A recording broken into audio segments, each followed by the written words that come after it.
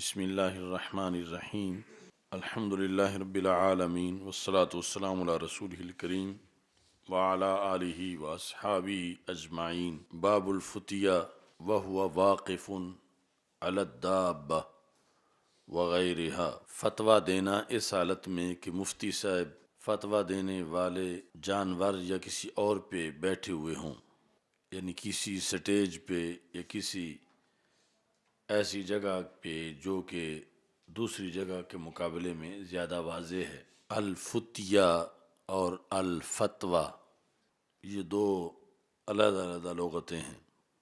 الفتیہ اور الفتویٰ ایک ہی معنی میں ہیں۔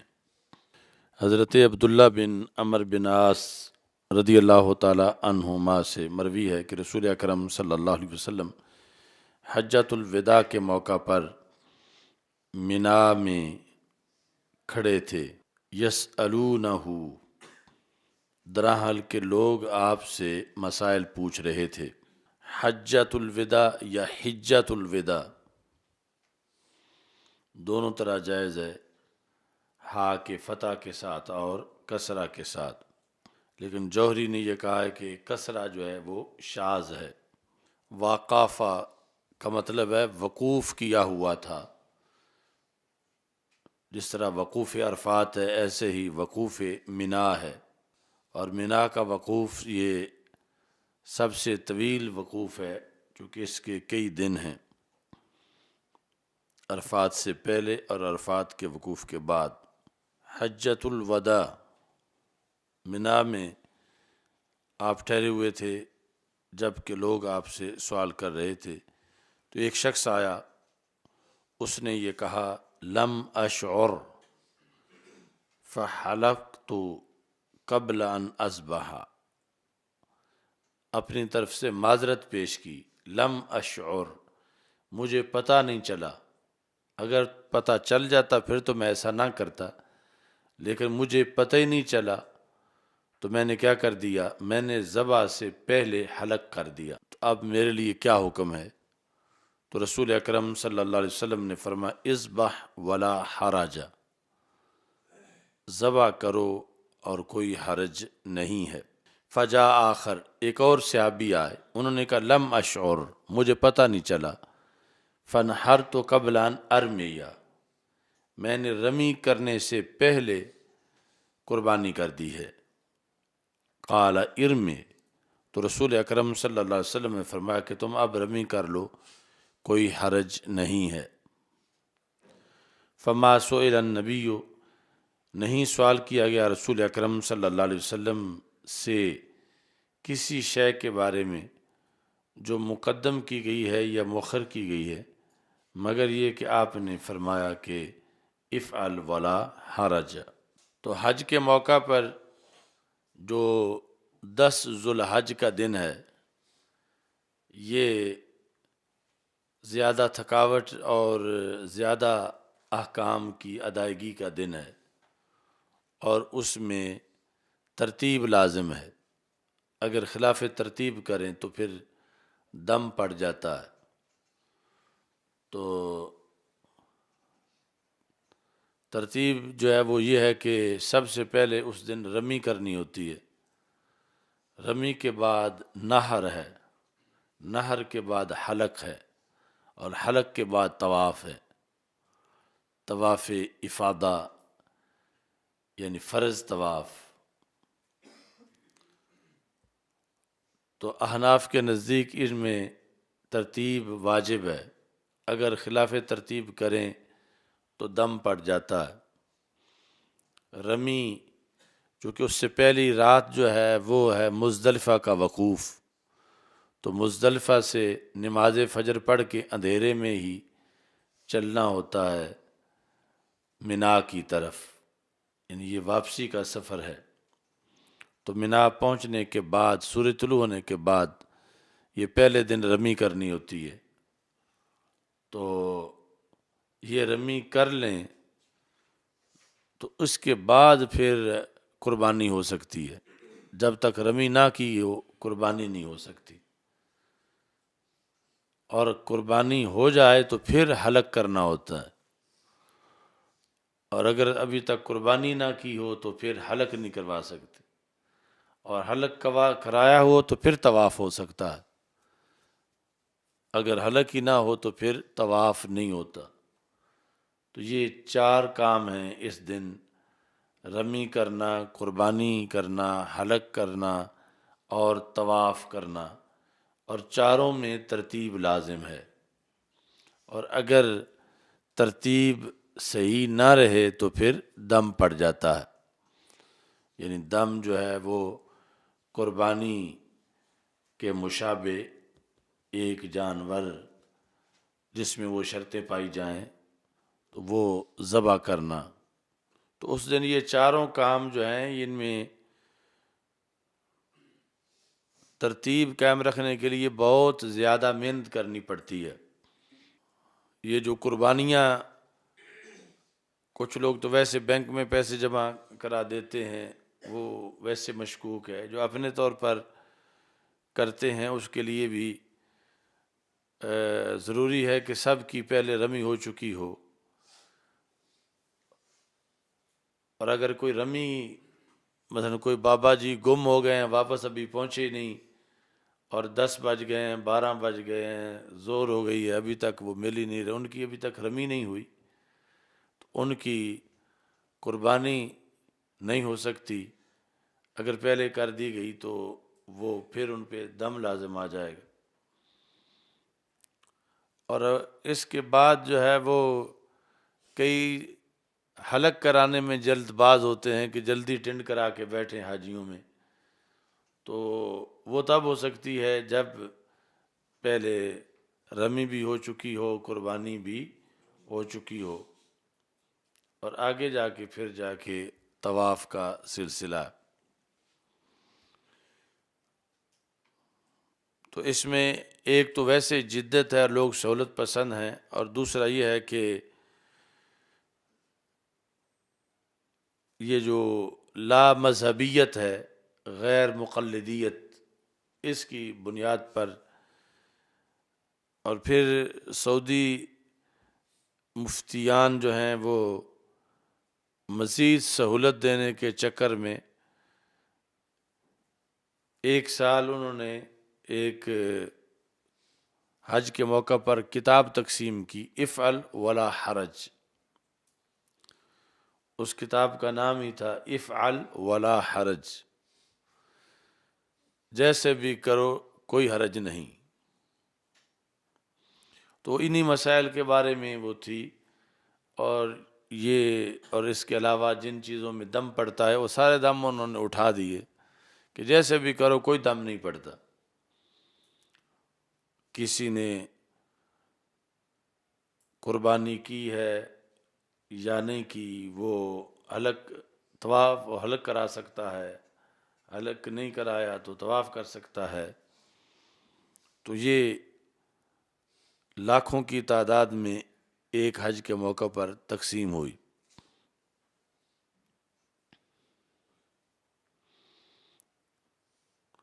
تو میں نے اس کا جائزہ لے کر حج سے واپسی پر تقریباً اس کی 17 غلطیاں بیان کیں کہ اس کتاب کے اندر یہ غلط چیزیں حج کے موقع پر لوگوں میں پھیلائی گئی ہیں۔ اگلے سال جب ہم حج پہ گئے تو اس کتاب کے رد میں وہاں سے ہی ایک کتاب چھپی ہوئی تھی، سعودی بعض مفتیان کرام کی، اور اس میں انہوں نے انہی چیزوں کو نامزد کیا ہوا تھا کہ یہ بہت غیر احتیاطی ہوئی ہے اور گمراہی پھیلی ہے، لہٰذا اس کا دروازہ بند کیا جائے۔ تو وہاں یعنی ان کا ہضمہ چونکہ بہت تیز ہے، لکڑ ہضم، پتھر ہضم، فرائض ہوں یا واجبات ہوں یا سنن ہوں، ان کو ہضم کر جانا، بدلنا، یعنی بدلنا اس لحاظ سے کہ اس کی کوئی پرواہ نہ کرنا عام لوگوں میں۔ تو اس طرح کر کے اب یہ حدیث اصل ان کی دلیل ہے افعل ولا حرج والوں کی، اس رسالے کی، اور اس کے علاوہ جو لبرل ہیں حج کے مسائل میں، کہ رسول اکرم صلی اللہ علیہ وسلم سے تو پوچھا گیا کہ ایک شخص نے کہا کہ حلق تو قبل ان اذبح، میں نے ذبح سے پہلے حلق کیا، جبکہ ترتیب کیا تھی؟ پہلے رمی کے بعد نہر کے بعد پھر حلق. تو یہ جو لفظ ہے رن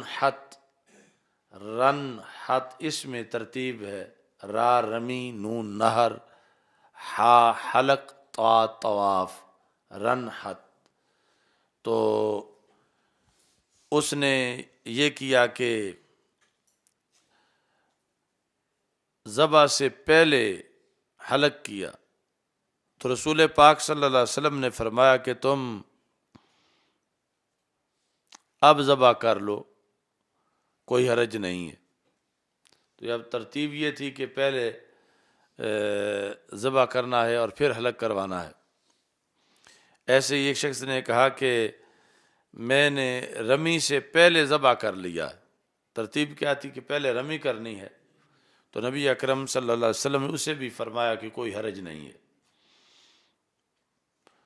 اور اس دن اس طرح کے کئی سوالات ہوئے، نبی اکرم صلی اللہ علیہ وسلم نے ہر ایک کے جواب میں فرمایا افعل ولا حرج، تم اس طرح کرو، کوئی حرج نہیں ہے.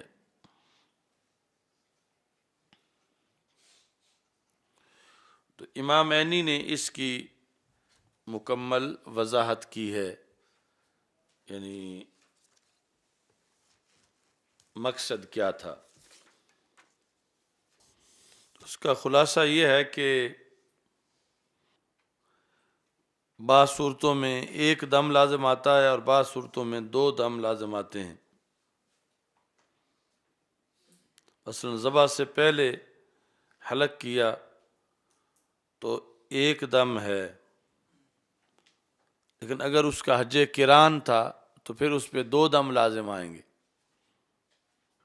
تو ایک ہے یعنی شرعی طریقہ کار، اور ایک ہے اس پر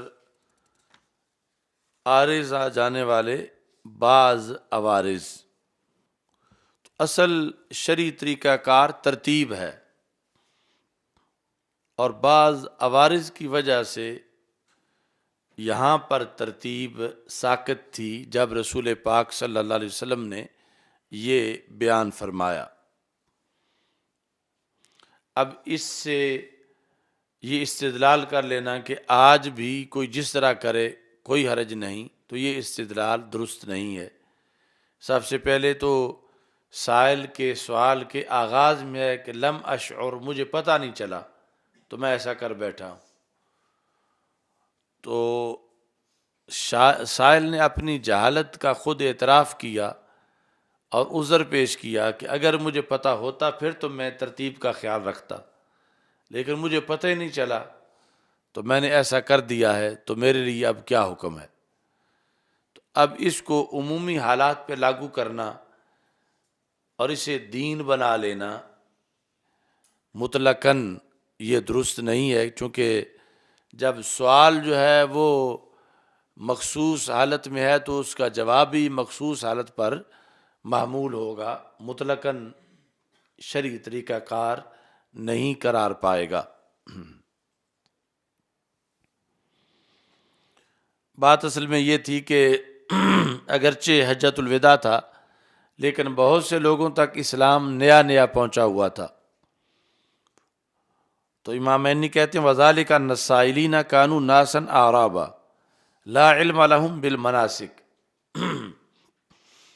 کہ جو سوال کرنے والے تھے یہ بدو لوگ تھے جن کو مناسک کا علم نہیں تھا. فَأَجَابَهُمْ رسول اللہ صلی اللہ علیہ وسلم بِقَوْلِ لَا حَرَج، تو نبی اکرم صلی اللہ علیہ وسلم نے ان کو جواب دیا کہ کوئی حرج نہیں، یعنی فیما فعلتم بالنسیان او بالجہل، کہ جو کام تم نے بھول کے کیا اس میں کوئی حرج نہیں. اب ایک ہے بھول میں حرج نہ ہونا، ایک ہے کہ جان بوجھ کے دین ہی وہ بنا لینا، کہ پرواہ ہی نہ کرنا کہ پہلے کون سا کام کرنا ہے یا بعد میں کون سا کرنا ہے، اس ضابطے کو ہی تسلیم نہ کرنا، ضابطہ ہی ختم کر دینا۔ تو حدیث کا مضمون اور ہے، اور یہ طریقہ کار جو وہابی ہے یہ اور ہے۔ یعنی حدیث شریف کے اندر جو ہے فی ما فعلتم بالنسیان و بالجہل، کہ جو جہالت اور نسیان کی بنیاد پہ تم نے کیا، انہیں رسول پاک صلی اللہ علیہ وسلم چھٹی دے رہے تھے اس معین موقع پر، کہ جس کا عذر تھا، کہ جن کو پتہ نہیں تھا، نئے نئے اسلام میں داخل ہوئے تھے، ان کے لیے یہ چھٹی دی گئی تھی۔ لا انہ اباح لہم ذالک فیما بعد، یہ ہرگز نہیں ہے کہ رسول پاک صلی اللہ علیہ وسلم نے قیامت تک کے لیے یہ چیز ان کے لیے مباح کر دی تھی، یہ اباحت نہیں تھی۔ لا حرج جو نے فرمایا ان کے لیے اور بعد میں آنے والوں کے لیے یہ اباحت نہیں تھی، بلکہ معذوری میں ان کا حکم بیان کیا گیا تھا کہ جب انہوں نے یہ کر دیا ہے تو اب اس میں، اس معین سال میں، اس صورت میں اب کوئی حرج نہیں ہے۔ چونکہ یہ بیان کرنے کے بعد رسول اکرم صلی اللہ علیہ وسلم نے فرمایا، جو دوسری حدیث ہے، تعلموا مناسککم فإنہا من دینکم، کہ تم اب آئندہ کے لیے سیکھ لو اپنے مناسک، چونکہ یہ تمہارے دین کا حصہ ہیں۔ تو جہالت کی بنیاد پر معذوری کی شکل میں کیا گیا کام اور ہے، اور سب کچھ جانتے ہوئے جان بوجھ کے کرنا اور ہے۔ تو ہمارا موضوع یہ ہے کہ اصل طریقہ کار جو جانتے ہوئے جس کے مطابق حج کیا جائے وہ کیا ہے، اور اس میں پھر جو ہے یہ ترتیب لازم ہے، اور ترتیب اٹھنے کی صورت میں دم جو ہے وہ لازم آئے گا۔ ہماری دلیل عبداللہ بن عباس رضی اللہ تعالیٰ عنہ سے مروی ہے، من قدم شیئا من حجہ او اخر فلیحرک لذالک دما، جو بندہ حج میں سے کسی شے کو مقدم کرے یا مؤخر کرے اپنی جگہ سے، فلیحرک دما، وہ خون بہائے، یعنی ہدی کی جگہ وہ ساتھ دم پیش کرے۔ تو یہ ہماری دلیل ہے، اور باقی جو حدیث شریف کے اندر ہے اس میں یہ ہے کہ بھول کے کرنے کی صورت میں حرج نہیں ہے، یعنی کہ مطلقاً ہی حرج نہیں ہے۔ ان کی جنہوں نے بھول کی صورت میں کیا ان کا سرکار نے حکم علیحدہ بیان کیا، اور جو جان بوجھ کے کرے گا وہ اس بھولے ہوئے پر اس کو قیاس نہیں کیا جا سکتا۔ باقی ترجمۃ الباب جو ہے، من اجاب الفتیہ بشارت الید والراس، یہ جو ہے فاوما بیدہ ولا حرج، یہاں سے ترجمۃ الباب جو ہے وہ ثابت ہوا۔ تو پہلا باب الفتیہ و واقف الدابہ وغیرہ، تو دوسرا باب من اجاب الفتیہ باشارت الید والراس، کہ جس نے فتویٰ مانگنے والے کا جواب دیا ہاتھ کے اور سر کے اشارے کے ساتھ۔ حضرت عبداللہ بن عباس رضی اللہ تعالیٰ عنہ سے مروی ہے کہ نبی اکرم صلی اللہ علیہ وسلم سے سوال کیا گیا آپ کے حج میں، ایک شخص نے کہا ذبح تو میں نے ذبح کیا رمی سے پہلے، تو نبی اکرم صلی اللہ علیہ وسلم نے اپنے ہاتھ سے اشارہ کیا کہ لا حرج۔ ایک شخص نے کہا میں نے حلق کیا ذبح سے پہلے، تو آپ صلی اللہ علیہ وسلم نے ہاتھ سے اشارہ کیا جس کا مقصد یہ تھا ولا حرج۔ یہ ہاتھ سے اشارہ کرنے کے جو الفاظ ہیں یہاں سے ترجمۃ الباب ثابت ہوا۔ آگے حضرت ابو ہریرہ رضی اللہ تعالیٰ عنہ کہتے ہیں کہ نبی اکرم صلی اللہ علیہ وسلم نے ارشاد فرمایا کہ علم قبض ہو جائے گا اور جہالت ظاہر ہو جائے گی اور فتنے ظاہر ہو جائیں گے اور حرج زیادہ ہو جائے گا۔ ایک تو ہے نا حرج، تو یہاں حرج زیادہ ہو جائے گا۔ کیلا کہا گیا یا رسول اللہ صلی اللہ علیہ وسلم ومل حرج، حرج کیا ہے؟ یعنی یہ صحابہ رضی اللہ تعالیٰ عنہم کے نزدیک اگرچہ وہ عربی النسل تھے، عربی زبان تھی، لیکن یہ لفظ انہیں مشکل محسوس ہوا، یعنی اس کا معنی کیا ہے یہ باقاعدہ پوچھا تو نبی اکرم صلی اللہ علیہ وسلم نے فقال ہاکذا بیدہ فحرفہا، آپ نے اس طرح ہاتھ سے اشارہ کیا گویا کہ آپ قتل کا ارادہ کر رہے تھے، تو ہاکذا بیدہ سے ترجمۃ الباب ثابت ہوا کہ فتویٰ دیتے وقت ہاتھ کا اشارہ کرنا۔ تو اشارہ کس طرح کیا کہ رسول اکرم صلی اللہ علیہ وسلم نے اس طرح کر کے یعنی ہاتھ سے اشارہ کیا، جس طرح کسی چیز کے کاٹنے کی طرف اشارہ ہوتا ہے، تو اس سے قتل کی طرف اشارہ کیا کہ حرج زیادہ ہو جائے گا۔ پوچھا گیا حرج کیا ہے؟ فقال ہاکذا، فقال سے مرادہ اشارہ، اشارہ ہاکذا بیدہ، ہاکذا بیدہ کا آگے ترجمہ ہے فحرفہا، یعنی رسول اکرم صلی اللہ علیہ وسلم نے اس طرح کر کے ہاتھ کا اشارہ کیا، یہ کٹنے پر دلالت کرتا ہے۔ تو فحرفہا کأنہ یرید القتل، تو یہ ہے کہ فتویٰ دیتے وقت ہاتھ کا اشارہ کرنا اور اس سے بات کو سمجھانا۔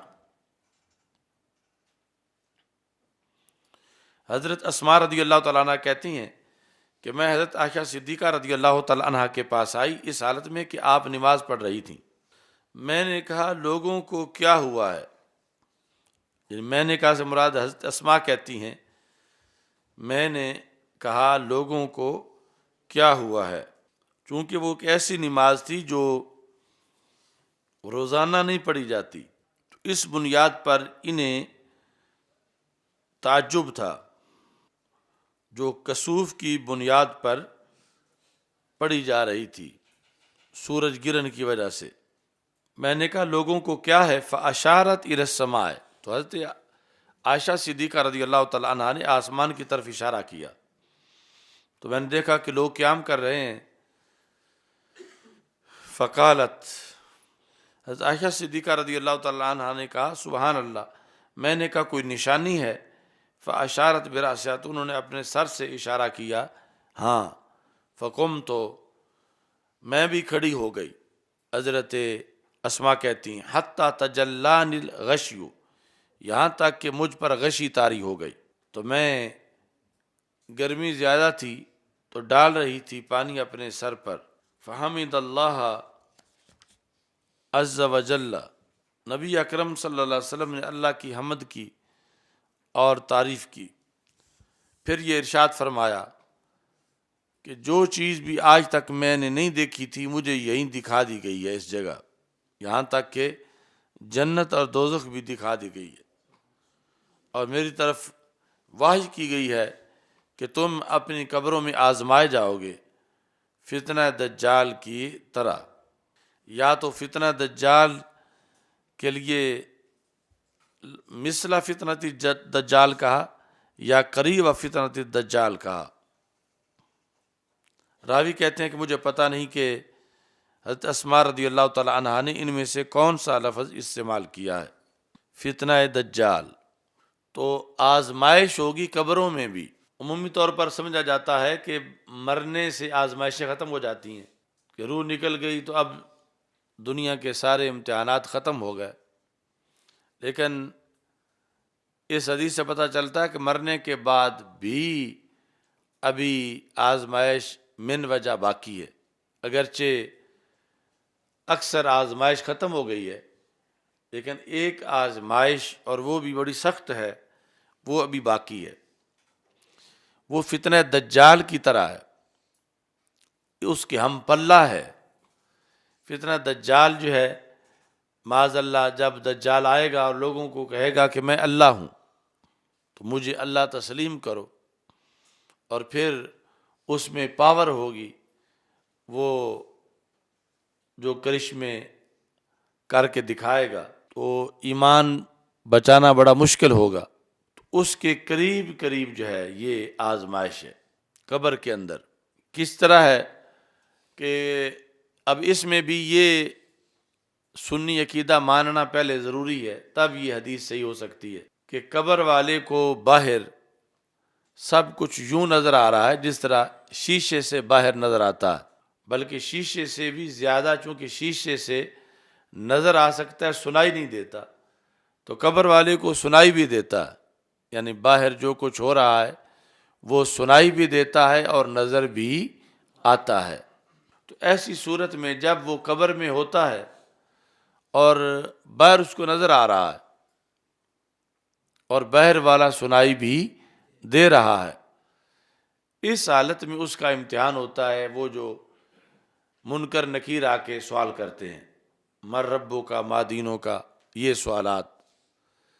اب جب یہ اس کے سوالات ہو رہے ہوتے ہیں تو حدیث میں اسے پہلے بٹھایا جاتا ہے، یاتیہ ملکان فیجلسان ہی، دو فرشتے آتے ہیں اسے بٹھاتے ہیں۔ تو یہ طے شدہ ہے کہ امتحان لیٹے لیٹے نہیں ہوتا، بٹھا کے وہ پوچھتے ہیں۔ تو آد روح فی جسدہ، روح کو جسم میں لوٹایا جاتا ہے، یہ بھی حدیث شریف میں ہے، روح جسم میں اس کو لوٹایا جاتا ہے قبر کے اندر، پھر پوچھتے ہیں مر ربوں کا۔ اب جس وقت اس کو بٹھا کے اس سے پوچھتے ہیں مر ربوں کا، اور صورتحال یہ ہے کہ وہ یوں ہے جیسے شیشے کی قبر میں بیٹھا ہوا ہے، یعنی اس کو باہر والے نظر آ رہے ہیں اور باہر سے سنائی بھی دے رہا، تو یہ شیطان جو ہے یہ پیچھے پہنچتا ہے، یعنی ہر بندے کو اس وقت جب اس سے سوال و جواب ہو رہا ہے، اور بیک وقت اگر دنیا میں 20-25 ہزار لوگوں کا امتحان ہو رہا ہے تو یہ 20-25 ہزار شیطان جو ہیں، جو ابلیس کی اولاد ہے، ابلیس جزئی حقیقی ہے، باقی تو ہر ایک ہی ان میں سے شیطان ہے، تو وہ علیحدہ علیحدہ قبروں کے پاس پہنچے ہوئے ہیں۔ تو جب اس سے پوچھتے ہیں فرشتے مر ربوں کا، تو یہ اس کو سامنے وہ بندہ نظر آ رہا ہے شیطان کو، اور بندے کو شیطان نظر آ رہا ہے، اور پھر اس کو یہ بھی سنائی دے رہا ہے شیطان کو اب اس سے کیا پوچھ رہے ہیں۔ تو یہ جب وہ کہتے ہیں تیرا رب کون ہے، تو یہ باہر بیٹھ کے اپنی طرف اشارہ کرتا ہے، یعنی اس کو گمراہ کرنے کے لیے اپنی طرف اشارہ کرتا ہے کہ میرا نام لو، مر ربو کا کے جواب میں میرا نام لو، معاذ اللہ، یہ شیطان اس کو پھسلاتا ہے۔ تو اس کے بارے میں رسول پاک صلی اللہ علیہ وسلم نے فرمایا کہ یہ آزمائش بھی چھوٹی آزمائش نہیں ہے، فتنہ دجال کی ہم پلہ یہ آزمائش ہے کہ وہاں بھی اگر بندہ پھسل جائے اور اللہ کی جگہ اس کا نام شیطان کا لے کہ یہ میرا رب ہے، تو کتنا اس کا نقصان ہو جائے۔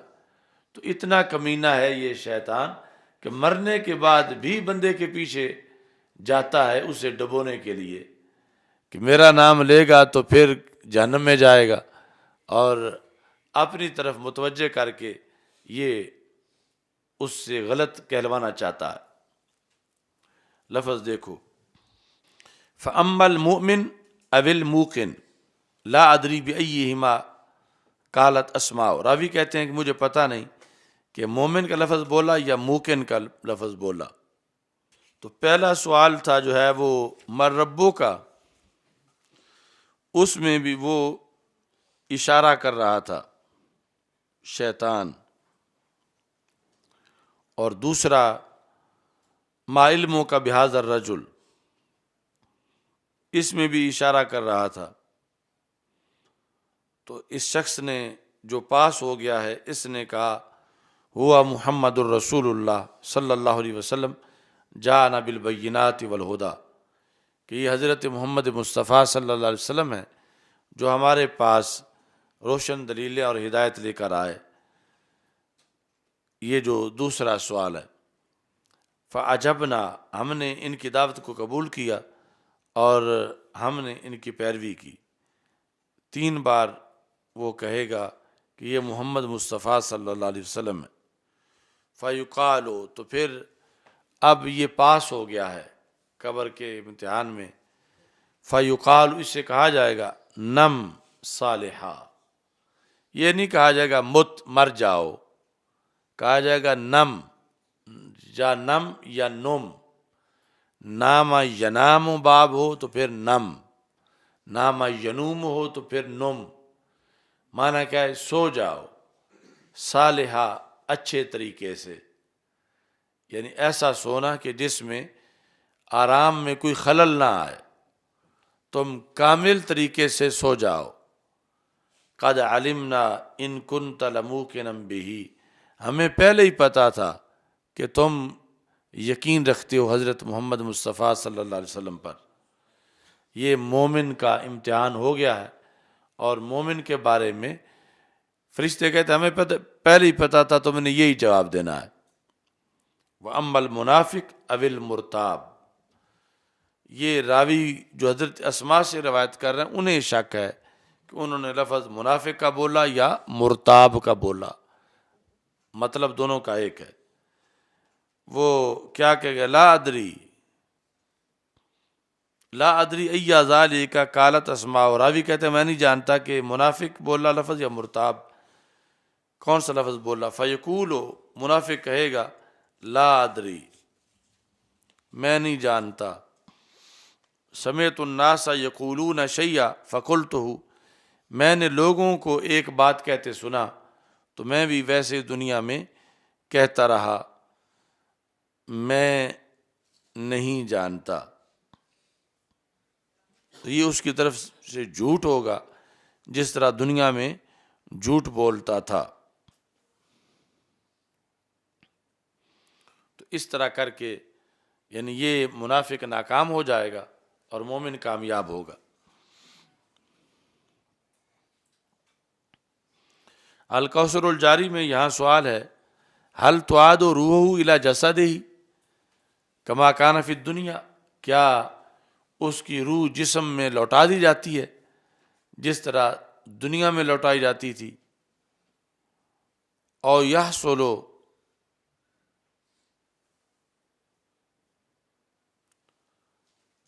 تعلق یدرک بہ الالم واللذۃ، یا صرف بدن سے روح کا تعلق ہوتا ہے؟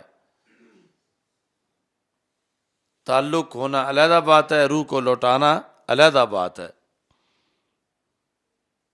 تو کہتے ہیں قلت فی روایت ترمذی والامام احمد تعاد روح فی الی جسدہ، کہ یہ حدیث کے الفاظ ہیں کہ روح کو جسم کی طرف لوٹا دیا جاتا ہے۔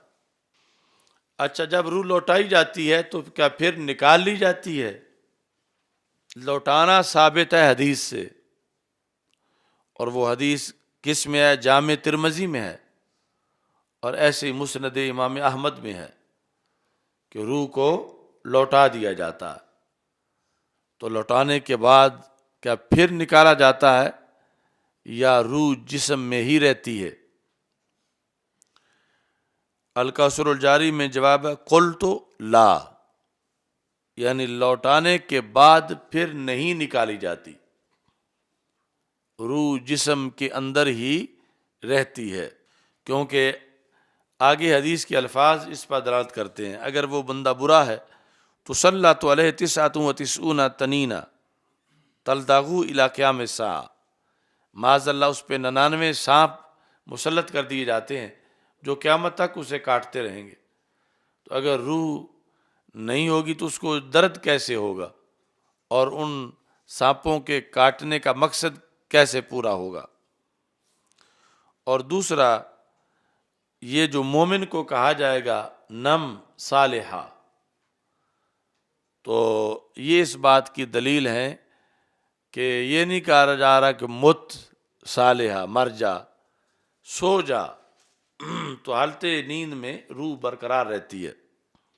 باقی احیاء العلوم کے اندر امام غزالی نے اس کی وضاحت کی ہے۔ لیکن وہ جو حیات ہے ہم اس کو اپنے ان پیمانوں پہ تول نہیں سکتے جو ہمیں دنیا میں معلوم ہیں۔ دنیا میں جو پیمانے ہمیں معلوم ہیں ان پر تول نہیں سکتے، چونکہ دنیا کا نظام اور ہے اور برزخ کا نظام اور ہے۔ وہاں کے ضابطے یہاں نہیں چلتے، یہاں کے وہاں نہیں چلتے۔ تو ہم دنیا کے ضابطوں کے لحاظ سے بس سوچتے ہیں کہ زندہ ہے تو کھاتا کہاں سے ہے، پیتا کہاں سے ہے، رہتا کیسے ہے۔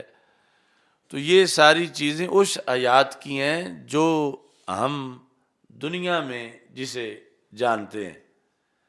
ہمیں یہ نہیں پتا کہ یہ حیات جب برزخ میں چلی جائے تو وہاں اس کے تقاضے کیا ہوتے ہیں، اور اب بات برزخ کی ہو رہی ہے۔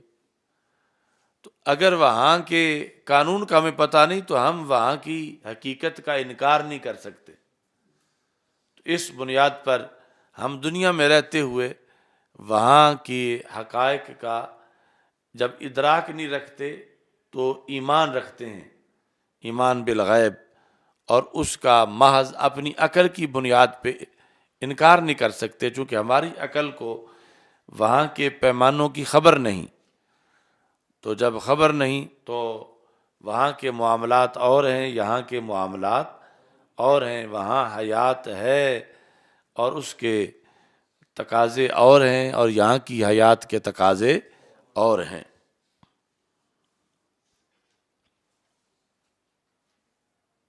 چلو الحمدللہ رب العالمین،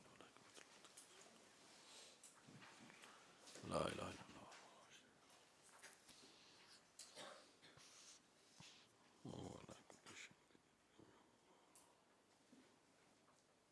صلی اللہ تعالی علیہ